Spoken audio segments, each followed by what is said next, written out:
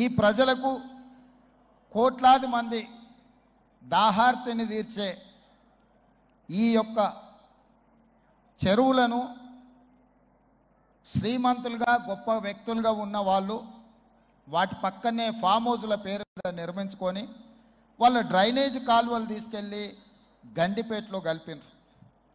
నేను ఇక్కడ వేదిక మీద ఉన్న పెద్దలతో పాటు ఇక్కడ వచ్చిన భక్తులను నేను ఒకటే మాట అడగదలుచుకున్నా.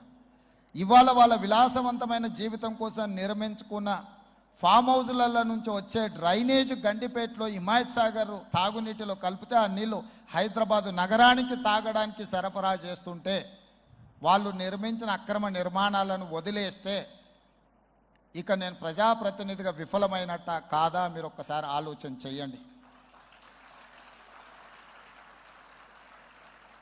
అందుకే ఒత్తిడి వచ్చినా మిత్రులకు ఫామ్ హౌజులు ఉన్నా ఏవి వదలకుండా హైడ్రా అనే ఒక సంస్థను ఏర్పాటు చేసి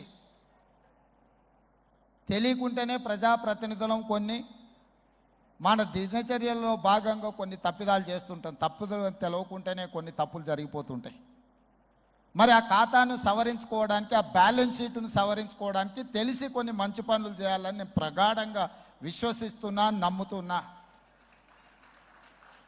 ఆ తెలిసి చెయ్యాలనుకుంటున్న మంచి పనుల్లో భాగము ఈ చెరువులను చెరబట్టిన వాళ్ళ నుంచి విముక్తి కలిగించాలన్న ఏకైక లక్ష్యంతోనే ఈరోజు చెరువులను ఆక్రమించుకున్న వాళ్ళను ఎవరిని వదలకుండా ఉక్కు పాదంతో అణిచివేయాలన్న ఆలోచన, అందులో నిర్మాణాలను ఏ ఒత్తిడి వచ్చినా వెనక్కి తక్కకుండా తొలగించాలన్న ఆలోచనతోనే ఈరోజు ఈ చెరువులలో ఉన్న అక్రమ కట్టడాలను కూలగొడుతున్నాము.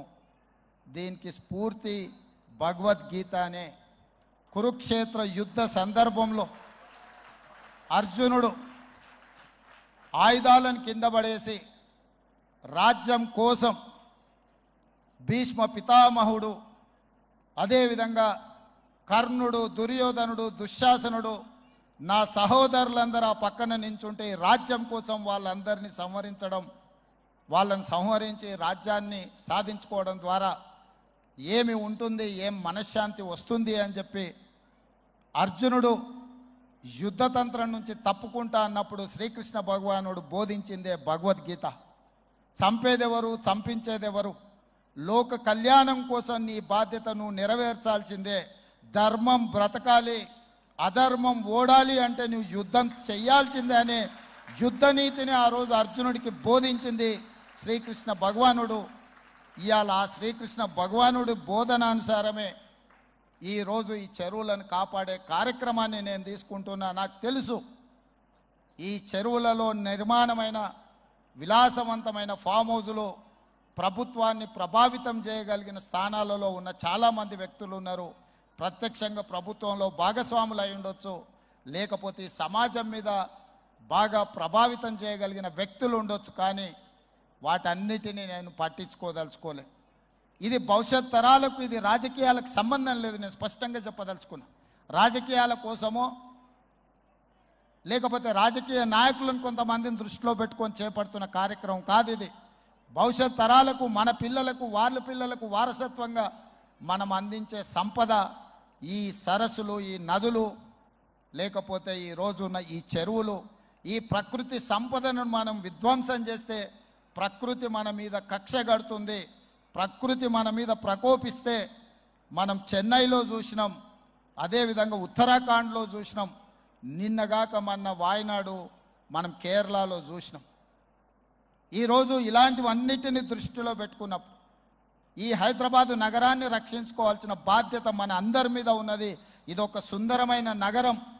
ఈ నగరానికి ఈ చెరువులే ఒక అందం. ఈ చెరువులను కాపాడే బాధ్యత ఈ ప్రభుత్వం తీసుకుంటుంది. ఎవరు ఏమనుకున్నా, ఎవరు ఏ ఒత్తిడి తెచ్చినా వాటన్నిటిని పక్కన పెట్టి చెరువులను ఆక్రమించుకున్న వాళ్ళ భరతం పడుతుంది ఈ ప్రభుత్వం అని చెప్పి నేను ఈ సందర్భంగా తెలియదలుచుకున్నా.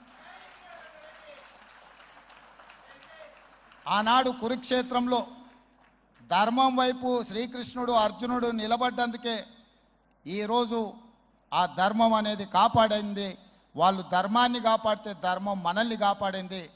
ఈరోజు మనం చేస్తున్న పని కూడా అలాంటిదే. మీ అందరి